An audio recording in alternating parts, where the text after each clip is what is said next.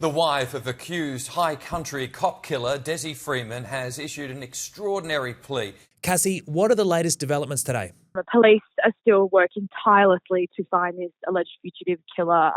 In town, though, today we've seen police actually set up a information caravan, and that's to allow anyone who may know something or may have seen something that looks a little bit suspicious to come forward and to speak to police. There's more police officers in town than there are locals now. You can just imagine the amount of saturation in terms of heavily armed police. It's really not slowing down, even though it is day 7. It is a meticulous and methodical manhunt, and that's because this man is armed and he's dangerous and he's willing to open fire at police. So members of the public are sort of saying, why is it taking so long? But these guys aren't going to take any chances when it comes to the arrest or takedown of this man. It is a bit of a waiting game on the ground now. I spoke to one contact and he told me don't be fooled. They're very much across his movements and what he's doing. Did the police today give any indication of what form the search was taking? They're still focusing the search in the high country, so that's where I am. What we do know is that they've been speaking to all of his associates in the past 5 to 10 years, anyone who's previously had any interaction with this man, whether that be on an online social forum or, a fleeting hi-bye down the street.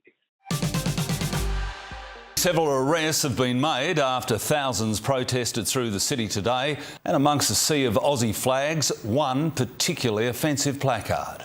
Charlie, what do you reckon about people who celebrate the killing of police officers? There's something wrong with this individual.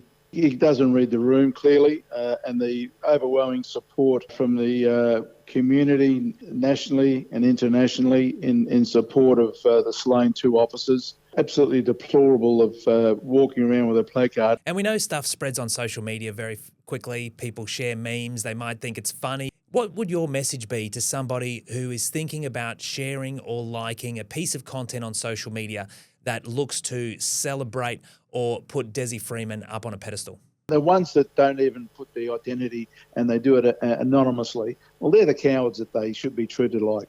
But other ones that are going to identify themselves on social media, well, they'll get the wrath of the community at large. And if you want to be tough and identify yourself, you're on a losing streak. Because at the end of the day, it's about individuals. These are human beings going about doing their job, making the community safe.